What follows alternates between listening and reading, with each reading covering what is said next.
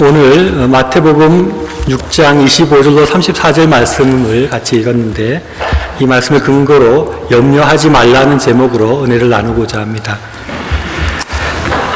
옛날 학교에는 이 종을 치는 사람들이 있었습니다. 여기 연세 많으신 분들이 아니까 저보다 많으시니까 저보다 더 잘 아시겠지만 제 어릴 때 기억으로 어림풋하게 초등학교 때 이 종을 치는 사람이 있었던 것 같아요. 그러다가 뭐 점점 이제 벨로 바뀌고 뭐 다 바뀌었는데 저는 그 교회도 이렇게 종을 쳤거든요. 어릴 때부터 교회 다니면서 종을 쳐보고 싶어가지고 사찰 집사님 몰래 이렇게 가서 종을 한번 쳐본 적이 있습니다. 이게 끈을 보통 높이 달아두는데 거기 올라가가지고 끈을 풀르고 이렇게 한번 매달려 보니까 종이 안 쳐져요. 그래서 막 매달려 한참 움직이니까 종이 흔들흔들하다가 땡 소리가 나는데 얼마나 놀랐던지 막 도망가고 그랬던 기억이 있습니다. 제 기억으로는 이 종 치는 것이 이렇게 쉬운 일은 아니었던 것 같아요. 제가 그때 어렸으니까 종을 잘 못 쳤는데 어른들도 이게 힘을 좀 줘야지 이게 종이 쳐지는 것 같았습니다. 아마 학교 종은 더 크니까 더 치기가 힘들었겠죠. 근데 어느 동네에 종치기가 한 분 계셨는데 이분이 종치는 일을 하다가 신경쇠약에 걸렸다는 겁니다. 그래서 사람들이 물어봤습니다. 아니 아저씨 왜 이렇게 힘들어하세요? 종치는 일이 뭐 이렇게 힘들다고 그렇게 불안하고 그 불행해서 신경쇠약까지 걸리신 거예요? 그랬더니 이 아저씨 하시는 말씀이 저는 종을 36,000번이나 쳐야 됩니다. 제가 그것만 생각하면 머리가 찌끈찌끈하고 밤에 잠이 오질 않고 그럽니다. 라고 말을 하는 겁니다. 사람들이 깜짝 놀라서 왜 36,000번이나 종을 쳐야 되는데요? 라고 말을 하니까 제가 매일 수업이 시작할 때마다 치고 끝날 때마다 치는데 하루에 10번씩 종을 쳐야 됩니다. 그러면 일주일이면 70번을 쳐야 되고 한 달이면 360번을 쳐야 되고 1년이면 3,600번을 쳐야 되거든요. 그런데 제가 앞으로 은퇴하려면 10년 남았으니까 36,000번이나 더 쳐야 되는 거예요. 라고 말을 하는 겁니다. 그래서 이 아저씨는 이 36,000번 종을 쳐야 된다는 것 때문에 너무 신경쇠약 때문에 괴로워하고 있었는데 그 동네에 아주 좋은 의사분이 계셔서 그분에게 충고를 해줬습니다. 아저씨, 내일 종 칠 거는 전혀 생각하지 마세요. 오늘 종 칠 것만 생각하세요. 또 한 번 칠 때 한 번 치는 것만 생각하지 다음 칠 거는 생각하지 마세요. 라고 말을 해줬더니 금방 그 병이 나았다는 겁니다. 이 예화가 말하고 있는 것이 뭡니까? 바로 이 불필요한 염려에 관한 말씀입니다. 사람들이 너무 불필요하게 앞의 일들, 걱정 안 해도 되는 일들을 많이 걱정하게 되면 이런 병이 생기기도 하고 이런 우스운 일이 생길 수 있다는 겁니다. 우리가 오늘 같이 읽은 마태복음 6장 25절로 34절까지 말씀에는 염려라는 단어가 6번이나 반복해서 나옵니다. 우리가 얼마나 염려를 많이 하는지 예수님께서 계속해서 이 염려하지 말라고 말하는 겁니다. 염려 좀 하지 마라. 제발 염려 좀 하지 마라. 왜 이렇게 염려를 하니? 염려 좀 하지 말라. 이렇게 말씀하고 있는 것입니다. 저를 포함한 모든 사람들이 너무 염려를 많이 합니다. 하루에 무슨 생각을 하고 있는지 다 이렇게 기록을 해본다면 그 중에 가장 많은 것이 아마 염려일 거라고 생각합니다. 혹시 예배 중에 지금 딴 생각이 나는 분이 계십니까? 그러면 아마 뭔가에 대한 염려를 아마 하는 것일 가능성이 많습니다. 그런데 우리가 하는 염려는 그렇게 꼭 필요한 염려들이 아닌 경우가 많다 그래요. 어떤 사람 조사를 해보니까 40%는 일어나지 않을 일들을 염려한다고 합니다. 또한 30%는 지나간 일, 뭐 지금 염려해봐도 아무 쓸모없는 일을 염려한다고 합니다. 또 12% 정도는 남의 일을 염려한다 그래요. 류현진 선수가 왜 이렇게 공을 잘 못 던졌지? 뭐 걱정한답니다. 그 사람은 우리가 할 필요 없는데 다른 사람 염려를 이렇게 하는 겁니다. 10%는 자기 건강에 대해서 불필요하게 또 염려하는 경우가 많다 그래요. 꼭 필요한 염려는 8%가 제대로 되지 않는다고 합니다. 사람들이 이렇게 염려에 사로잡혀서 살아가니까 예수님은 그것이 옳지 않다. 제발 염려하지 마라. 우리는 예수님 믿는 사람이고 하나님 믿는 사람이고 그리스도인이기 때문에 우리에게 염려하는 것은 맞는 태도가 아니다라고 말씀하고 있습니다.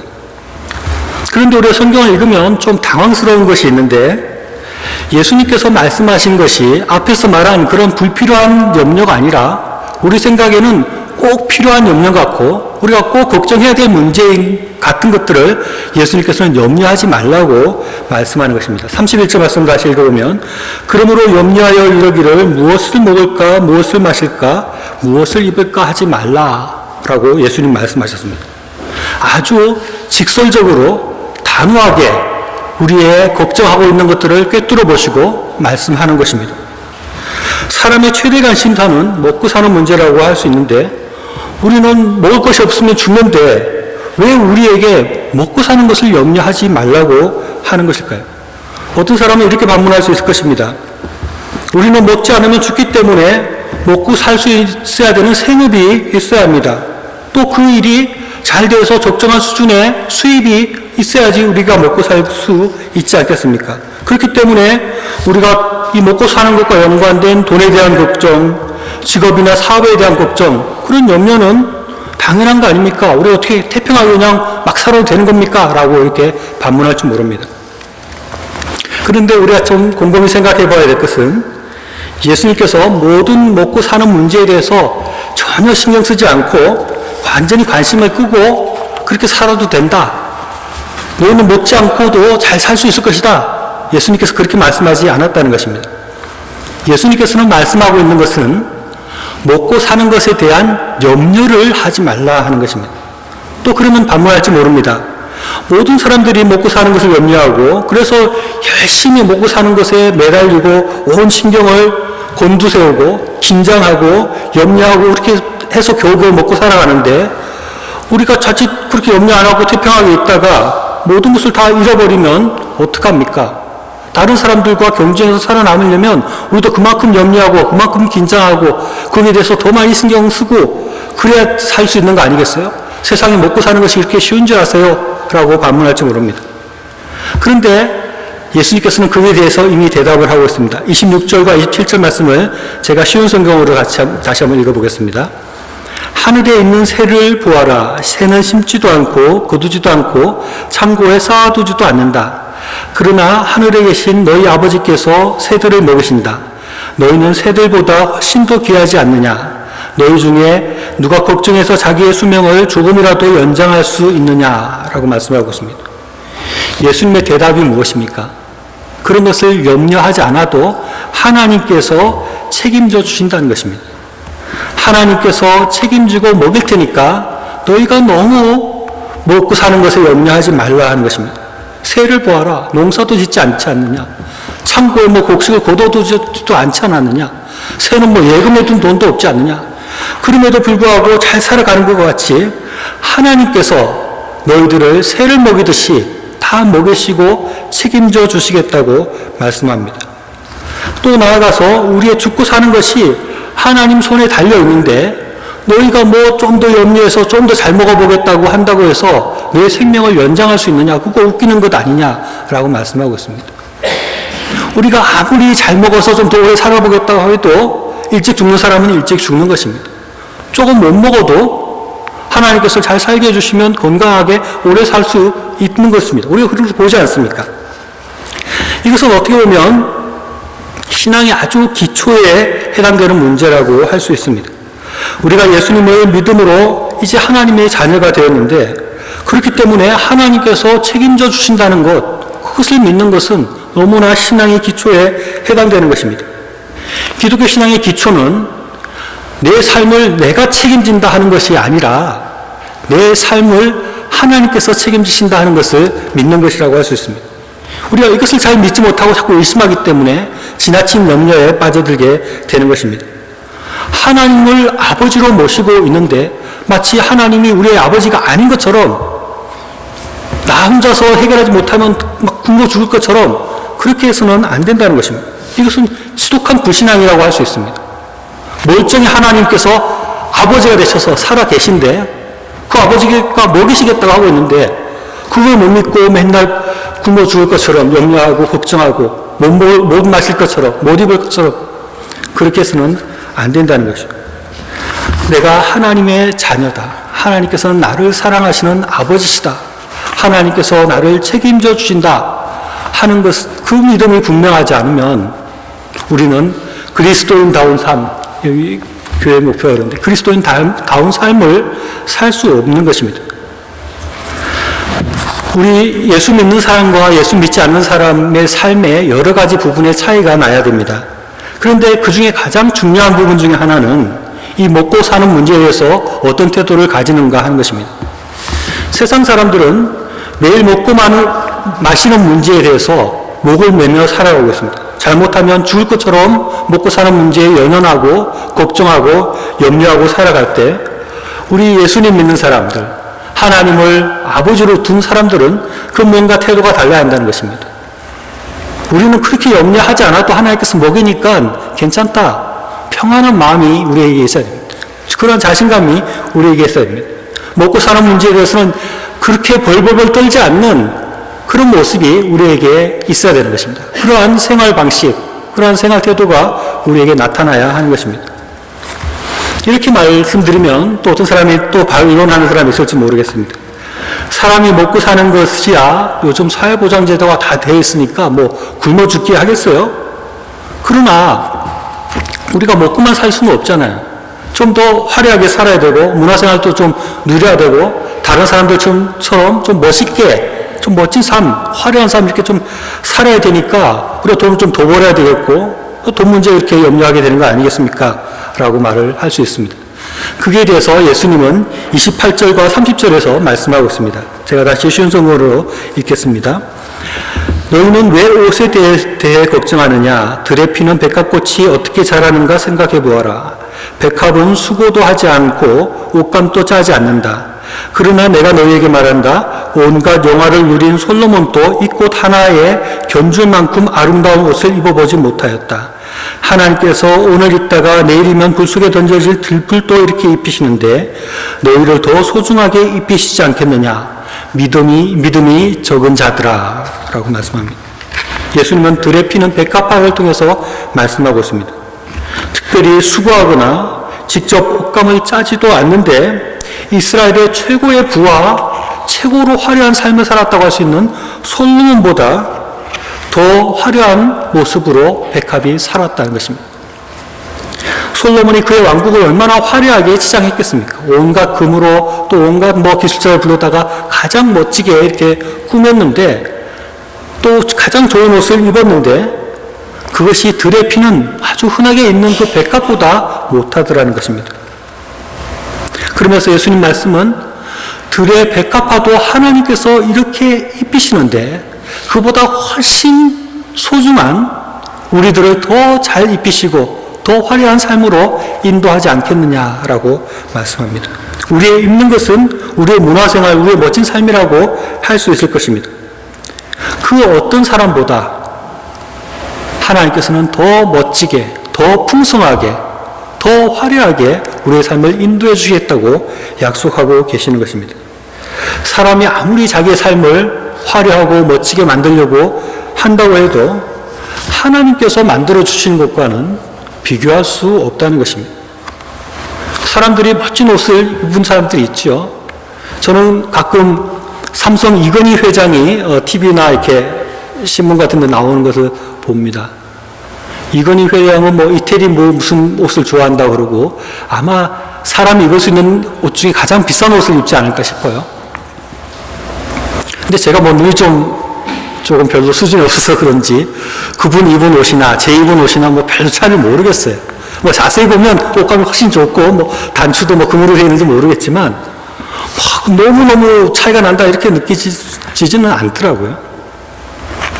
그런데 우리가 그 이근희 회장님 입은 옷과 백합을 비교해 보면 엄청난 차이가 난다고 느낄 수 있지 않겠습니까? 상대가 안 되는 거죠. 비교가 불가한 거죠. 아무리 사람이 멋지게 뭔가를 꾸며도 하나님께서 만들어 놓은 꽃, 오늘 피었다가 내일 지는 그 꽃만도 못하다는 것입니다. 사람들이 자기의 삶을 화려하게, 멋지게, 굉장하게 뭔가 해보려고 하지만 그게 그렇게 이루어지는 것이 아니라는 것입니다. 오히려 내가 더 잘 살아봐야 되겠다.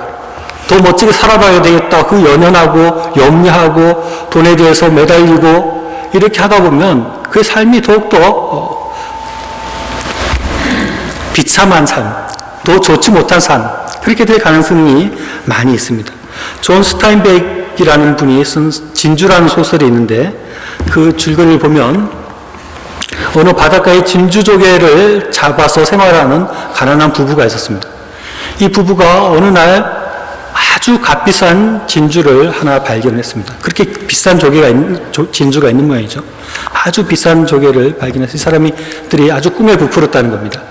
이제 이 진주만 있으면 우리는 아이를 잘 교육시킬 수 있고 좋은 집에 살 수 있고 우리는 아주 멋지고 화려한 삶을 살 수 있을 거야, 이렇게 생각을 했는데 그 부부가 값비싼 진주를 주셨다는 얘기를 듣고 동네 사람들 태도가 점점 이상해지기 시작하는 겁니다.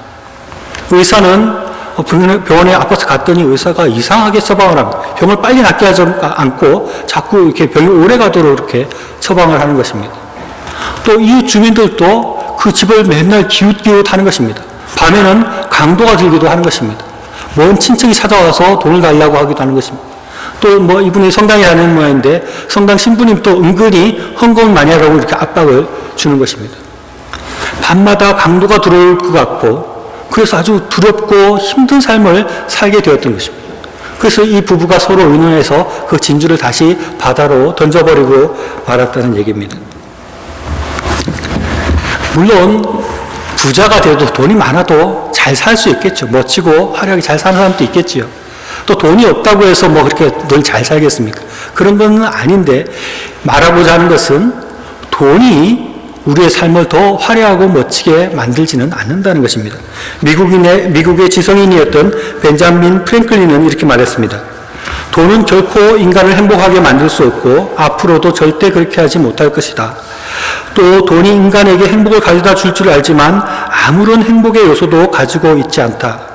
돈은 많이 벌수록 더 큰 돈을 벌려고 하고 돈은 공허를 메우기보다는 차라리 또 다른 하나의 공허를 만들어낸다고 말을 했습니다. 이렇게 돈이 그리고 돈에 대한 염려가 결코 우리의 삶을 더욱더 화려하고 멋지게 만들어가지 않는다는 것입니다. 중요한 것은 하나님께서 주셔야지 우리가 행복한 삶을 살 수 있는 것입니다. 하나님께서 주셔야지 우리가 풍성한 삶을 누릴 수 있는 것입니다. 하나님께서 주셔야지 우리가 멋지고 아름다운 삶을 살 수 있게 되는 것입니다. 하나님께서는 우리에게 풍성한 삶, 행복한 삶, 즐거운 삶을 우리에게 약속하고 있습니다. 그렇기 때문에 우리가 그런 것들을 염려할 필요가 없는 것입니다. 그래서 예수님은 아주 단호하게 31절과 32절에서 이렇게 말씀하고 있습니다. 그러므로 무엇을 먹을까, 무엇을 마실까, 혹은 무엇을 입을까 하면서 걱정하지 말라. 이런 걱정은 이방인들이나 하는 것이다. 하늘에 계신 너희 아버지께서는 너희에게 이 모든 것이 필요한 줄을 알고 계신다. 라고 말씀하고 있습니다. 그리고 이렇게 염려하는 사람들을 향해서 믿음이 없는 자들아 라고 말씀할 것입니다. 우리에게 진정한 믿음이 있다면은 하늘에 계신 아버지께서 우리의 모든 것들을 주신다는 것을 분명히 믿고 염려를 떨쳐버려야 하는 것입니다. 그런 염려는 이방인들이나 하는 것입니다. 염려는 믿지 않는 사람이 하는 것이지 믿는 사람들이 하는 것이 아니라는 것입니다. 왜냐하면 우리에게는 하나님이 계시기 때문입니다. 하나님께서 우리를 사랑하고 계시고 우리의 모든 필요를 알고 계시기 때문에 그렇습니다. 영국의 기도의 사람이라고 하는 조지 뮬러는 이렇게 말했습니다. 염려의 시작은 신앙의 끝이다. 그러나 신앙의 시작은 염려의 끝이다 라고 말했습니다. 우리가 염려에 빠져 있는 한 우리의 신앙은 없어지는 것입니다. 신앙이 분명한 사람은 결코 염려에 빠지지 않습니다. 그리고 우리의 신앙이 분명하고 믿음이 분명할 때 염려는 사라지게 되는 것입니다. 지금 현재 우리의 마음을 짓누르고 있는 염려가 있습니까? 그것을 하나님께 맡겨버리십시오. 또 앞으로에 대한 걱정과 염려가 우리를 사로잡고 있습니까? 그것도 온전히 우리를 책임지실 하나님께 맡겨버리십시오. 하나님께서 우리의 있어야 할 것과 우리의 필요한 것들을 다 잘 알고 계십니다. 그리고 하나님께서 계획하고 계십니다. 그런 것들을 채우실 것을 계획하고 계시는 것입니다. 정신병자가 가장 많이 말하는 것 중에 하나가 만약에라는 말이라고 합니다. 만약에 저 사람이 나를 미워하면 어떡하지? 만약에 전쟁이 나면 어떡하죠? 만약에 먹을 것이 없어지면 어떡하죠? 라고 말하는 것입니다. 일어나지도 않을 가상의 일들을 걱정하고 염려하는 것, 그렇게 하다 보면 정신병이 들기도 하는 것입니다. 이런 염려는 아무런 도움이 되지 않습니다. 이렇게 많은 염려들은 오히려 우리를 병들게 하고 우리를 죽게 하는 것입니다. 실제로 우리 주변에 많이 보면 염려를 지나치게 하는 사람들이 병드는 경우를 많이 보게 됩니다. 염려를 아주 많이 하는 사람이 암에 걸리는 경우가 많은 것 같아요. 저희 주변에서 그런 분 많이 봤습니다. 또 암 때문에 죽는 분들도 많이 보았습니다. 우리가 너무 괴로워하고 너무 염려하고 그런 것들을 떨쳐버리지 못하면 우리의 삶이 그렇게 잘못되어져 가는 것입니다. 그래서 예수님께서는 34절에서 이렇게 말씀하고 있습니다. 그에 대한 답이라고 할 수 있는데 34절 보면 그러므로 내일 일을 위하여 염려하지 말라. 내일 일은 내일 염려할 것이요 한낱 괴로움은 그날의 족하니라 라고 말씀합니다. 인생이 즐겁지 못한 이유는 다른 여러 가지 이유가 있겠지만 가장 큰 이유는 내일에 대한 염려 때문이라고 할 수 있습니다. 내일을 염려하기 때문인 것입니다. 지금 현재를 염려하는 것도 아니고 앞으로 일어날 일들을 염려할 때 그것 때문에 괴로워하는 것이 우리의 모습일 경우가 많이 있습니다. 제가 옛날에 학교 다닐 때 기억을 해보면 이 숙제를 안 해가면 옛날 선생님들은 이렇게 회초리로 때렸습니다. 한 5대 정도씩 이렇게 때리는 것 같아요. 숙제를 안 해가면 굉장히 괴롭습니다. 그래서 선생님이 이렇게 오늘 숙제 점수 한다 그러고 이렇게 쭉 이렇게 한 바퀴 돌면서 이렇게 숙제하는 사람을 이렇게 지적을 하고 앞으로 나와 이렇게 하죠. 그러면 앞으로 이렇게 한 20-30명 정도가 이렇게 우르르 나와 있습니다. 선생님 몽둥이를 가지고 와서 한 명씩 나와 이렇게 합니다. 딱 그런데 그 학생들 중에 두 부류가 있어요. 어떤 애들은 좀 매맞는 게 겁이 나는지 뒤로 쭈삐쭈삐 하면서 뒤로 물러가는 애들이 있고 한 명씩 나와 그럴 때 앞으로 막 뛰어가는 애들이 있습니다. 이 둘 중에 앞으로 뛰어가는 애들이 지혜로운 애들이고 많이 맞아본 애들입니다. 왜냐하면 이 맨 뒤에 있으면은 앞에 있는 아이들이 맞을 동안 굉장히 괴로운 거예요. 앞에 맞는 애들은 처음 제일 먼저 5대 맞으면 5대 맞은 거 맞고 아프다고 막 엉덩이 주무르고 있으면 그 뒤로는 괴로울 일이 없는데 저 맨 뒤에 20번째 이제 맨 끝 서 있으면 앞에 애들이 맞을 때마다 괴로운 거예요. 한 애가 악 소리 지르면 저렇게 아픈가 보다 그러고 그러면서 한 10분 정도 걸리는데 10분 동안 진짜 괴로워하는 것입니다. 그런데 그 맨 먼저 맞은 애는 10분 동안 전혀 괴롭지 않고 딴 애들 맞는 것을 이렇게 오히려 즐기면서 그렇게 지낼 수 있는 거죠. 또 숙제를 중고등학교 때는 과목마다 쭉 다르기 때문에 숙제를 안 해온 과목이 제일 마지막 시간에 있을 때 그때는 아주 괴롭습니다. 1교시부터 6교시까지 있다고 하면 6교시 숙제를 안 한 거예요. 그러면 6교시에는 매를 맞겠구나 이러면서 1교시 때부터 수업도 제대로 들어오지도 않고 그게 걱정되는 겁니다. 매 맞으면 아플 텐데 이러면서 몇 시간 괴롭게 이렇게 지나는 겁니다.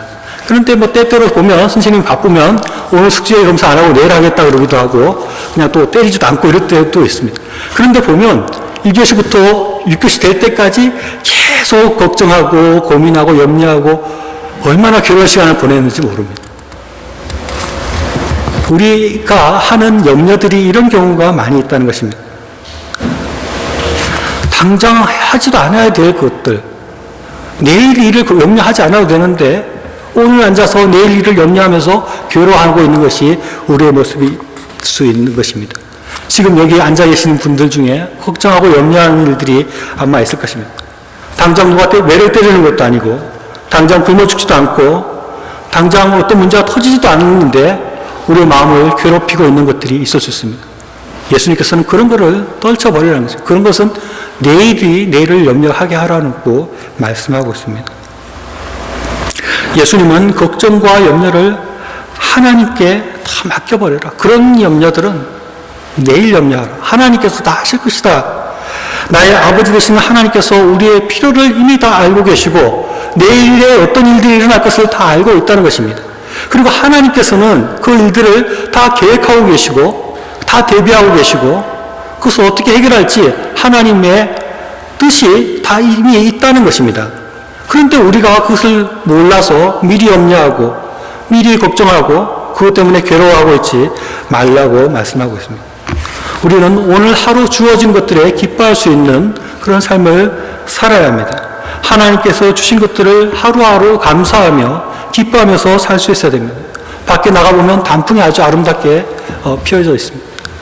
단풍을 즐기고 단풍을 보면서 기뻐할 수 있어야 하는 것입니다. 가을의 정취를 기뻐할 수 있어야 됩니다. 내일에 대한 염려가 오늘을 즐길 수 있는데, 오늘을 감사할 수 있는데, 기뻐할 수 있는데 그것들을 방해하지 못하도록 해야 하는 것입니다.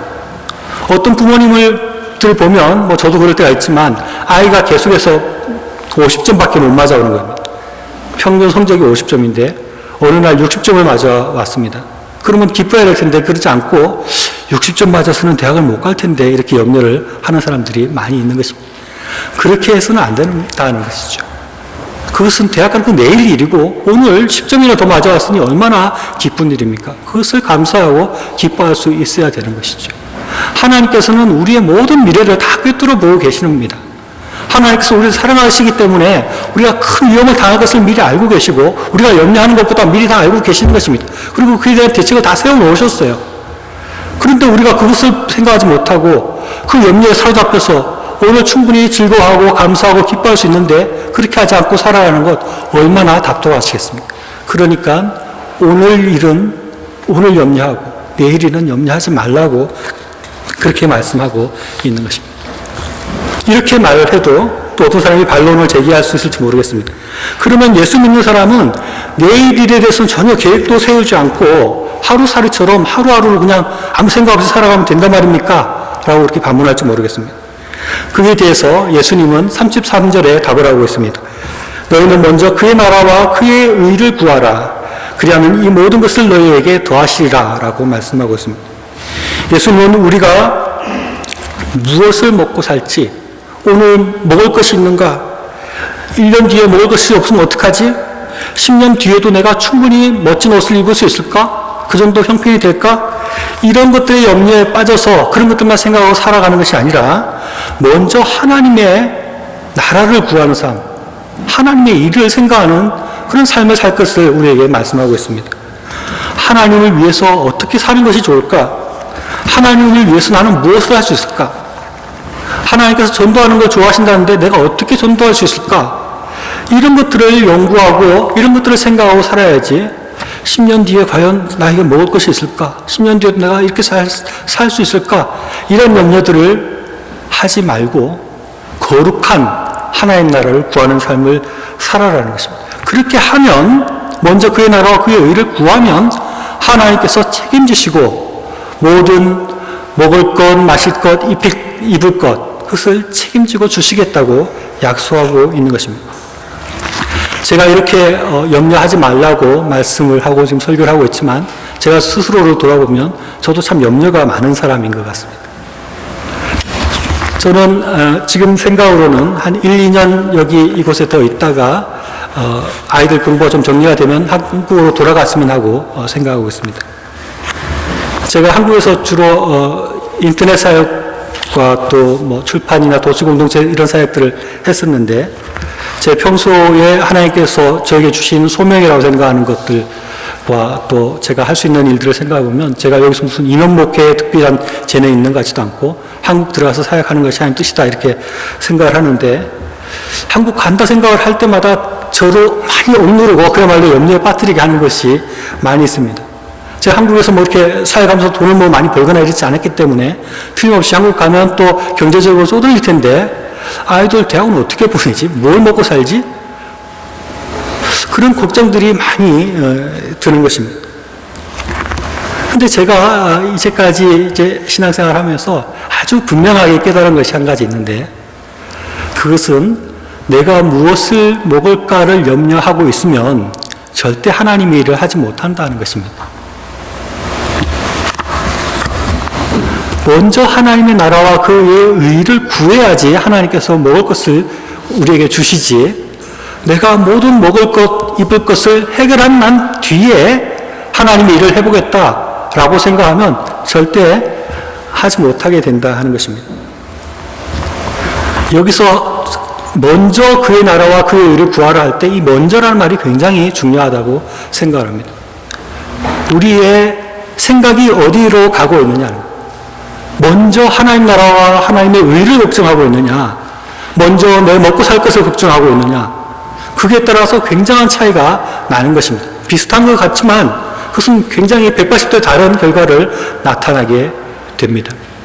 먼저 그의 나라와 그의 의를 구하는 사람은 하나님의 일을 하게 되고 하나님께서 입혀주시고 하나님께서 풍성하게 채워주시는 것을 경험하게 되지만, 내가 먼저 먹고 살 것을 걱정하고 있으면 먹고 사는 것도 별로 신통치 않게 되고 하나님의 일도 제대로 못하게 되는 것입니다.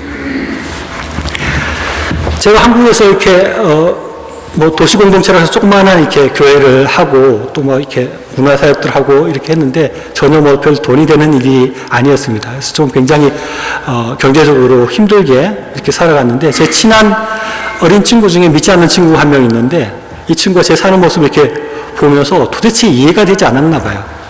쟤는 저렇게 하다가 앞으로 어떻게 하려고 그러나, 애들 점점 커가면 데뷔도 해야 되고 노후 데뷔도 해야 될 텐데 왜 저렇게 살지, 무슨 생각이지, 이렇게 혼자서 걱정을 한 건지 연구를 한 건지 나름대로 저에 대해서 분석을 많이 한 것 같아요.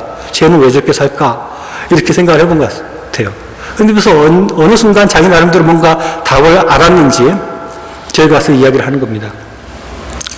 그래, 너는 늘 하고 싶은 대로 이렇게 살다가 나중에 부모님 유산 받으면 그거로 이제 노후 대책하려고 그러는 거구나, 이런 식으로 그렇게 자기 나름대로 이해를 한 것 같아요, 저에 대해서.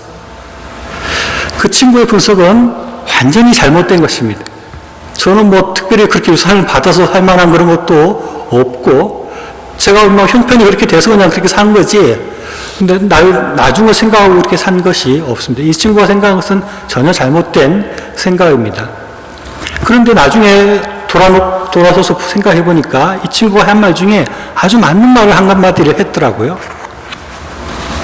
그 친구가 이렇게, 너는 그래 믿는 구석이 있으니까 그러는 거지, 나중에 부모님한테 유산 받고 이렇게 이야기하는데, 믿는 구석이다 하는 말이 그게 참 맞는 말을 했다, 이렇게. 우리는 믿는 구석이 있는 사람들 아닙니까? 우리는 하나님이 우리의 믿는 구석이 되시는 것입니다. 같이 부족하고 힘들게 살아가는 이웃들이나 친구들이나 가족이 우리에게 믿는 구석이 되지 못합니다.